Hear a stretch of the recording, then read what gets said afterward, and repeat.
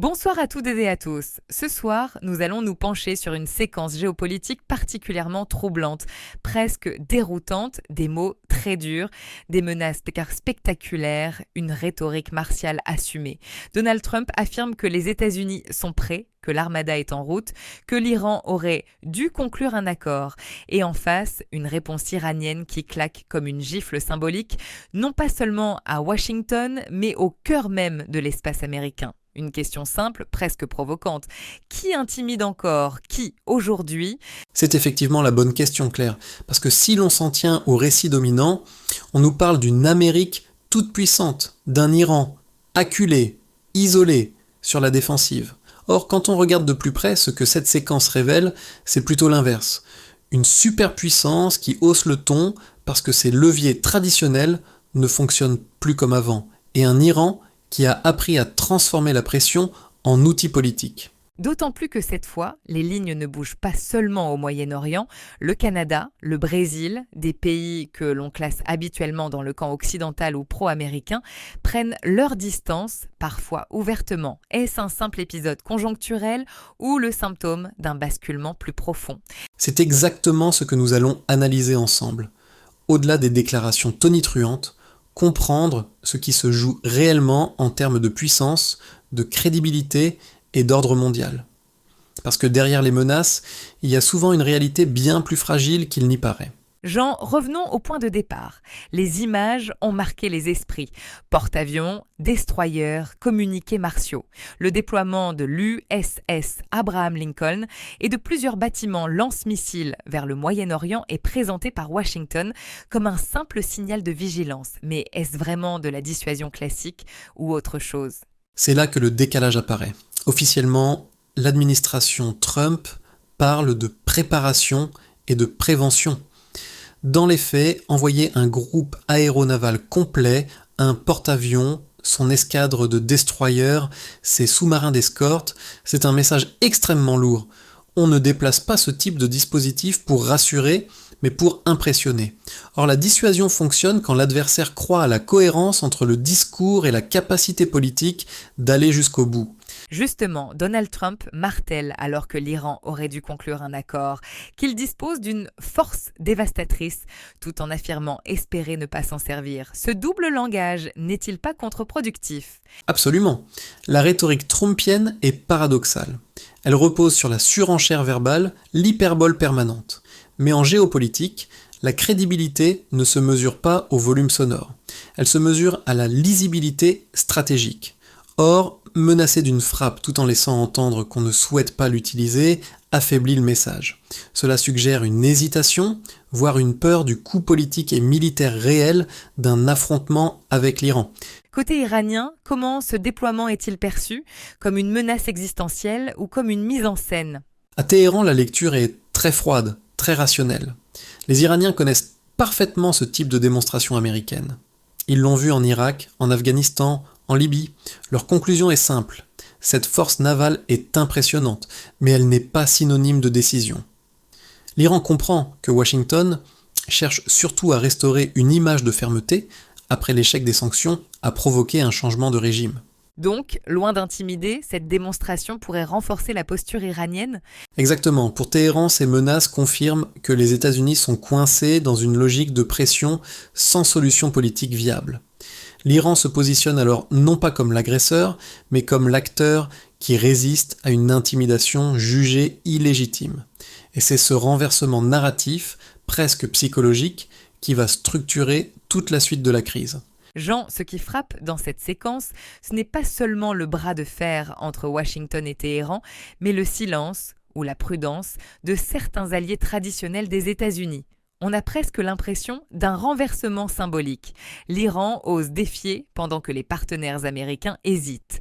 Est-ce le signe d'un affaiblissement réel de la crédibilité américaine? Oui, et ce point est central. La crédibilité stratégique américaine reposait historiquement sur deux piliers, la capacité militaire et la capacité à entraîner ses alliés.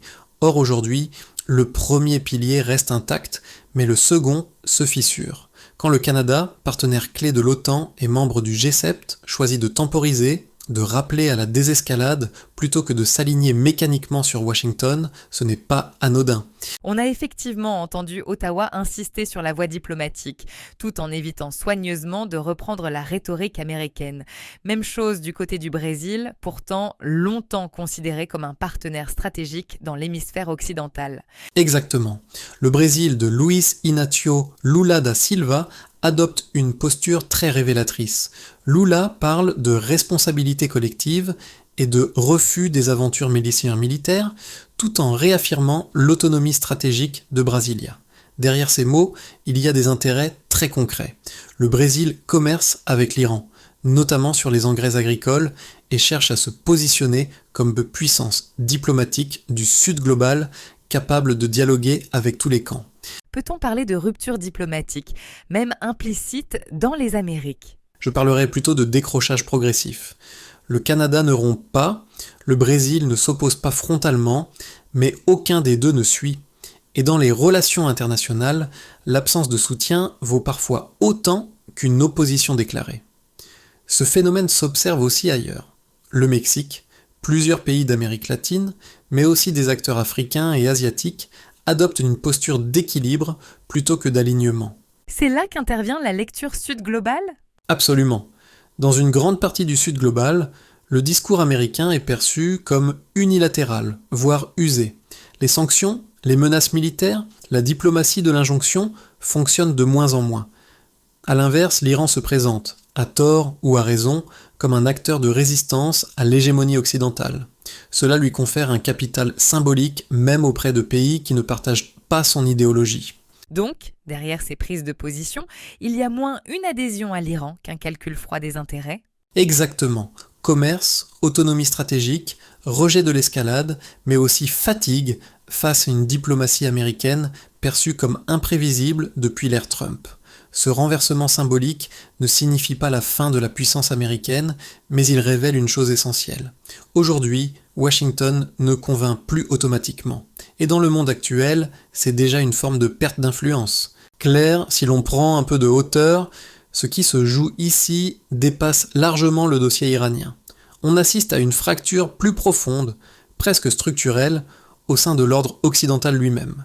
Tu veux dire que l'Iran n'est finalement qu'un révélateur ? C'est intéressant parce qu'on a longtemps vu le Canada comme un prolongement stratégique des États-Unis en matière de sécurité continentale. Justement, cette évidence n'en est plus une. Ottawa cherche à renforcer une capacité de décision propre, notamment dans l'Arctique, où les enjeux de souveraineté, de ressources et de présence russe et chinoise se croisent. Le discours canadien sur l'Iran s'inscrit dans cette logique. Prudence, multilatéralisme, refus de l'escalade automatique. Et côté brésilien, la logique est encore différente. Oui, mais tout aussi structurante. Lula da Silva porte une mémoire politique très forte, celle des ingérences américaines en Amérique latine, des coups d'État soutenus ou tolérés par Washington, des sanctions économiques. Cette mémoire n'est pas idéologique, elle est historique. Elle façonne une diplomatie de non-alignement actif où le Brésil refuse de choisir un camp par réflexe. On pourrait presque dire que Lula parle au nom d'un passé que l'Occident préférerait oublier. C'est une bonne formule. Et pendant ce temps, en arrière-plan, la Chine et la Russie observent, exploitent, amplifient. Pékin se pose en partenaire économique stable, Moscou en contrepoids stratégique. Aucun des deux n'est innocent, mais tous deux bénéficient de la fragmentation occidentale. Donc l'Iran n'est pas le moteur principal de cette crise. Non, l'Iran agit comme un catalyseur. Il accélère des dynamiques déjà présentes. Fatigue de l'alignement, quête d'autonomie, méfiance vis-à-vis de l'unilatéralisme américain. Si l'Iran disparaissait du jeu demain, ces fractures subsisteraient. Autrement dit, ce que révèle cette séquence, ce n'est pas seulement une crise diplomatique, mais une transformation systémique de l'ordre occidental. Exactement. Et c'est sans doute ce qui inquiète le plus Washington.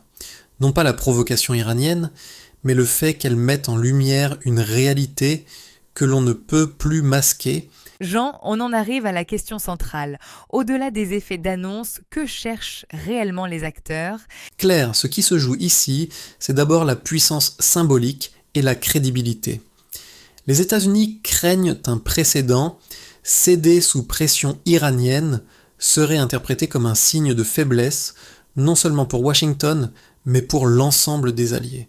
Et cette peur du précédent nourrit une rhétorique parfois plus forte que la réalité opérationnelle. Comme l'évocation de frappes nucléaires, par exemple? Exactement. L'arme nucléaire est utilisée comme un outil de dissuasion, pas comme un projet immédiat d'action. C'est un marqueur stratégique et psychologique. Les Américains calculent les risques d'escalade. Chaque mouvement militaire doit être calibré pour éviter une spirale incontrôlable. Et l'Iran dans tout ça? L'Iran adopte une posture de survie. Son objectif n'est pas la confrontation frontale avec une superpuissance, mais la préservation de son régime et de sa position régionale.